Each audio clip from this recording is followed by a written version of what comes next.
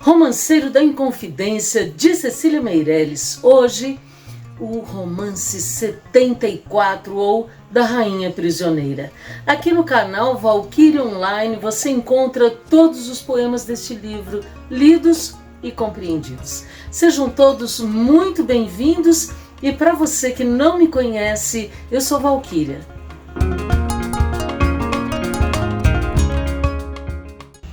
A sentença de condenação dos Inconfidentes saiu em 1792 e determinava pena de morte por enforcamento a 10 pessoas. Entretanto, por intermédio da rainha Dona Maria I, 9 dos condenados tiveram sua pena mudada de enforcamento para degredo. Foram expulsos do Brasil. A sentença de morte foi mantida apenas para Tiradentes. Esse fato é atribuído a duas possibilidades. Primeiro, Tiradentes não pertencia à elite mineradora, portanto, não possuía pessoas influentes em relação à coroa portuguesa. A segunda possibilidade é a de que, por falar abertamente do seu envolvimento na conspiração antes da prisão e durante o interrogatório, Tiradentes teria sido considerado um elemento perigoso pela coroa e por isso deveria ser eliminado, servindo de exemplo a todos aqueles que se atrevessem a se rebelar contra a coroa portuguesa.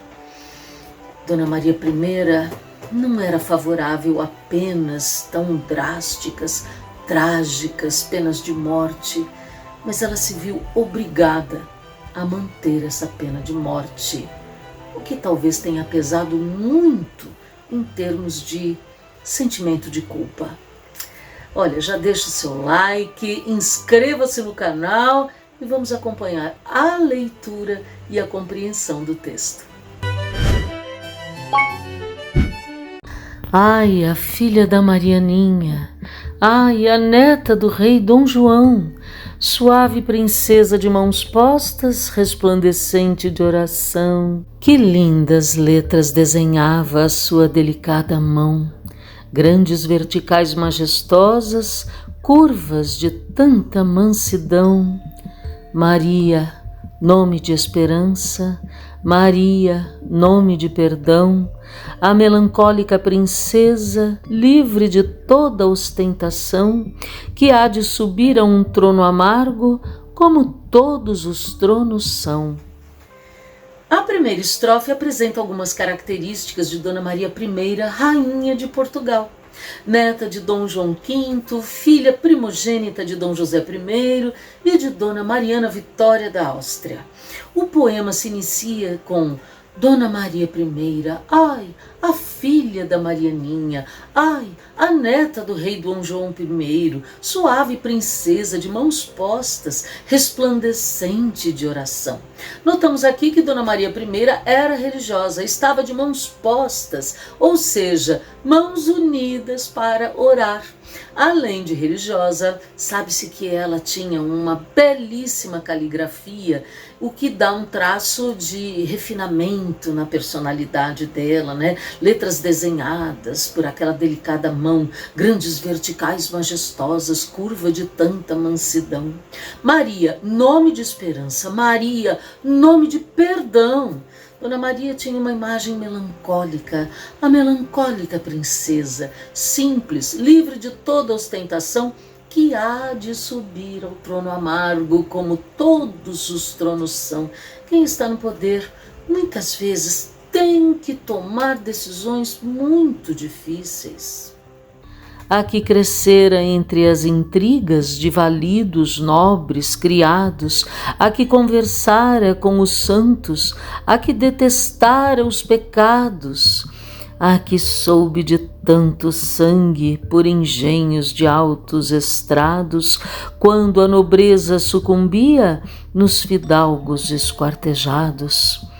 A que vira o pasmo do povo e a estupefação dos soldados.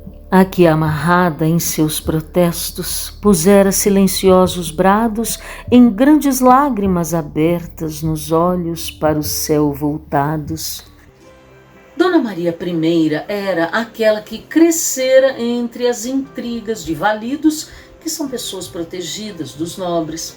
Os nobres, criados, ela era a que conversara com os santos. Mais uma vez reforça-se a sua forte religiosidade. Ela era a que detestara os pecados. O pai de Dona Maria I, o rei Dom José I, sofreu um grave atentado e ficou muito ferido. Muita gente pagou por isso. O secretário do reino, adivinha quem era? Marquês de Pombal. Condenou à execução pública o Duque de Aveiro, a família Távora e alguns jesuítas. A primeira a ser morta foi a Marquesa de Távora, depois os filhos e depois o marido, que foi o último da família a ser morto para que assistisse à morte dos seus. Por isso, o texto aponta Dona Maria I como sendo aquela que soube de tanto sangue por engenhos, engenhosidades de altos estrados, que era como se chamava o lugar onde se sentavam os juízes. Quando a nobreza sucumbia, era abatida naquela figura, daqueles fidalgos esquartejados, ela era a que vira o pasmo do povo e a estupefação dos soldados, a que, amarrada em seus protestos, pusera silenciosos brados em grandes lágrimas abertas nos olhos para o céu voltados. Ela não podia protestar, o que ela pôde fazer naquele momento foi chorar, um protestar silencioso com os olhos voltados para o céu. A que um dia fora aclamada, envolta em vestes lampejantes, onde o que não fosse ouro e prata era de flores de brilhantes. A que de olhos tristes mirara paisagens, multidões, semblantes, sentindo a turba alucinada em vãos transportes delirantes, sabendo que reis e reinados são sempre penosos instantes. A que em missal e crucifixo a mão pousara e aos circunstantes fizera ouvir seu juramento sob estandartes palpitantes. Dona Maria era a que um dia fora aclamada, envolta em vestes lampejantes, brilhantes, onde o que não fosse ouro e prata era de flores de brilhantes. Mais uma vez a figura melancólica aparece, porque ela era a que de olhos tristes, sendo coroada, mirara paisagens, multidões, semblantes, sentindo a turba, a multidão alucinada em vãos transportes delirantes para vê-la, sabendo que reis e reinados são sempre penosos instantes. Mais uma vez a dificuldade de se reinar como penosos instantes. Ela era a que em um missal, livro de oração, em um crucifixo, a mão pousara e aos circunstantes fizera ouvir seu juramento, ou seja, ela pousara sua mão sobre um missal e sobre um crucifixo para fazer seu juramento como rainha, sob estandartes que são bandeiras palpitantes. A que mandara abrir masmorras, a que desprendera correntes, a que escutara os condenados e libertara os inocentes, a que aos sofredores antigos levara consolos urgentes, a que salvava os desvalidos, a que socorria os doentes, a que dava a comer aos pobres com suas próprias mãos clementes, a que chorava pelas culpas de seus mortos impenitentes e suplicava a Deus piedade para seus ilustres parentes. Não é novidade que o Marquês de Pombal perseguia e prendia todos aqueles que eram considerados uma ameaça ao Estado e ao seu poder. Mas Dona Maria não concordava com as atitudes de Pombal e, ao assumir o poder, mandara abrir masmorras, desprender correntes, escutar os condenados, libertar os inocentes, Ela era aquela que aos sofredores antigos levara consolos urgentes, a que salvava os desvalidos, a que socorria os doentes, a que dava a comer aos pobres com suas próprias mãos clementes, a que chorava pelas culpas de seus mortos impenitentes, ou seja, chorava pelos erros dos seus antepassados e suplicava a Deus piedade para seus ilustres parentes, para que eles ou se livrassem do inferno ou tivessem penas mais leves pelos seus pecados. Aqui se preservara isenta sobre os desencontros humanos, sem soldados e sem navios, entre os irados soberanos de Espanha, de França e Inglaterra e os rebeldes americanos, com os olhos além deste mundo, nessa evasão de meridianos que não compreendem os ministros e muito menos os tiranos, de quem vê na terra a falência de todos os mortais enganos, a que achava no ódio o pecado, a que achava na guerra os danos. Então já vemos que Dona Maria I era a que se preservava isenta, isto é, sem culpa, sobre os desencontros humanos. Ela não queria saber de guerra, sem soldados e sem navios entre os irados soberanos de Espanha, de França e Inglaterra e os rebeldes americanos. Com os olhos além deste mundo, olhando para os céus, não é? Aquela sua aparência melancólica era uma indicação de que ela já vivia meio fora da realidade. Nessa evasão de meridianos, né? Nesse mundo metafísico, meio santo, que não compreendem os ministros, ou seja, que os ministros não compreendem, e muito menos os tiranos. Uma fuga da realidade, evasão de quem vê na terra falência de todos os mortais enganos. Soldados, navios, rebeldes, via os enganos deste mundo e preferia fugir. Ela era aquela que achava no ódio o pecado, a que achava na guerra os danos, os prejuízos, o sofrimento. Imagine o peso de ter um enforcamento e esquartejamento de uma pessoa nas suas mãos. A que tentara erguer-se a esferas de arte, de ciência e pensamento, a que ao serviço de seu povo dedicara cada momento, a que se acreditara livre de qualquer decreto sangrento, quando os horizontes moviam grandes ondas de roxo vento, quando em cada livro se abriam outras leis e outro ensinamento, quando o tempo da realeza, em súbito baque violento, desabava das guilhotinas sobre um grosso mar de tormento. Dona Maria I, além de ter uma letra refinada, tentara se elevar e circular pelo mundo da cultura, tentara erguer-se a esferas de arte, de ciência e pensamento, ser uma pessoa culta para governar o povo, a serviço de seu povo, dedicar a cada momento. Era ela a que se acreditara livre de qualquer decreto sangrento.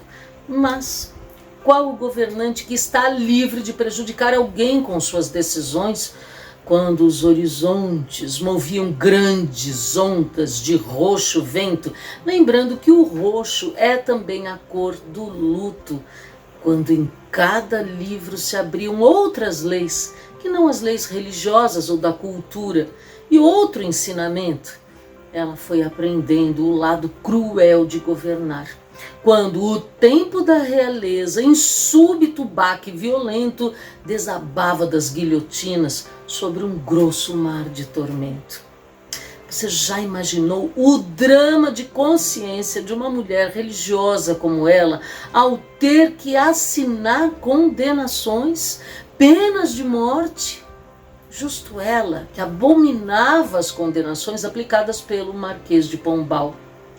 Governar é tão difícil. Eila sem pai, marido, filhos, confessor, ninguém. Acordada em seu palácio, à densa noite erguendo voz desesperada, perguntando pelos seus mortos, pela sua ardente morada, ei-la a sentir o inferno vivo, a família toda abrasada e os demônios com rubros garfos esperando a sua chegada. E seu corpo já transparente e já dentro dele mais nada, e os corcéis da morte e da guerra a escumarem na sua escada. No fundo, Dona Maria I era muito solitária. Ei-la sem pai, marido, filhos, confessor, ninguém. Você deve se lembrar de que há um poema falando sobre a morte do filho de Dona Maria.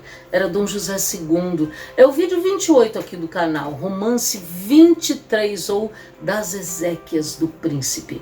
Depois você dá uma olhadinha lá, vídeo 28, tá? Ela era solitária então, acordada em seu palácio, à densa noite erguendo voz desesperada, perguntando pelos seus mortos, pela sua ardente morada. Morada ardente é o inferno. Ei-la a sentir o inferno vivo. A família toda abrasada. Eram todos nobres e só por serem nobres talvez já merecessem um inferno. Queimando no inferno. E ela esperava ir para lá também, né? E os demônios com rubros garfos esperando a sua chegada. E pelas atitudes que foi obrigada a tomar em seu posto de rainha, via-se fadada a ir para o inferno. E já seu corpo transparente e já dentro dele mais nada, quer dizer, sem alma, e os corcéis, os cavalos da morte e da guerra a espumarem na sua escada, esperando para levá-la para o inferno. Ei-la a estender pelas paredes sua desvairada figura, a que, embora piedosa e meiga, pelo poder da desventura, degradava e matava longe com sua clara assinatura. Ei-la aos gritos, à sombra verde dos jardins de aquosa frescura, chamam por ela inconfidentes que a funda masmorra tortura. E ela clama aos ares esparsos, e a liberdade que procura é por flutuantes horizontes no fusco império da loucura. Dona Maria I enlouqueceu. Ei-la a estender pelas paredes sua desvairada figura, a que, embora piedosa e meiga, pelo poder da desventura, degradava e matava. Mandava para o degredo e matava longe, com sua clara assinatura. Evidentemente, temos aqui uma alusão às penas aplicadas aos inconfidentes. Ela degradava e matava longe. Ei-la aos gritos, à sombra verde dos jardins de aquosa frescura, clamam por ela inconfidentes, que afunda a masmorra tortura. E ela clama aos ares esparsos, teria ela se tornado alguém como o Marquês de Pombal, que ela abominava pelas rígidas penas que ele aplicava àqueles que ele considerava como ameaça? Ela procura libertar-se do fardo de reinar. E a liberdade que procura vem através do quê? Da alienação. É conquistada por flutuantes horizontes no fusco sem brilho império da loucura. Ai, a neta de Dom João V, filha de Dom José I, presa em muros de fúria brava, mais do que qualquer prisioneiro. Terras de Angola e Moçambique, mais doce é o vosso cativeiro. Transparentes vossas paredes, prisões do Rio de Janeiro. Ai, que a filha da Marianinha jaz em cárcere verdadeiro, sem grade por onde se aviste esperança, tempo, luzeiro. Prisão perpétua, exílio estranho, sem juiz, sentença, o carcereiro. Você já sofreu de remorso? Pois é. Ainda que todos digam que você não teve culpa, é você quem se acusa. Trata-se de um cárcere íntimo, um sofrimento imposto pela nossa própria consciência. Não há paredes nem grades, mas é uma prisão. O texto é um lamento pelo estado em que se encontrava Dona Maria I. Ele já começa com ai, aqui se repete, ai, a neta de Dom João V, filha de Dom José I, presa em muros de fúria brava, mais do que qualquer prisioneiro. Ela, a infeliz Dona Maria, estava sendo castigada em seu íntimo. Terras de Angola e Moçambique, para onde foram levados aí os degredados, os nossos inconfidentes, né? Olha, terras de Angola e de Moçambique, mais doce é o vosso cativeiro. Era melhor ir para lá do que viver o que Dona Maria estava sofrendo. Transparentes vossas paredes, prisões do Rio de Janeiro.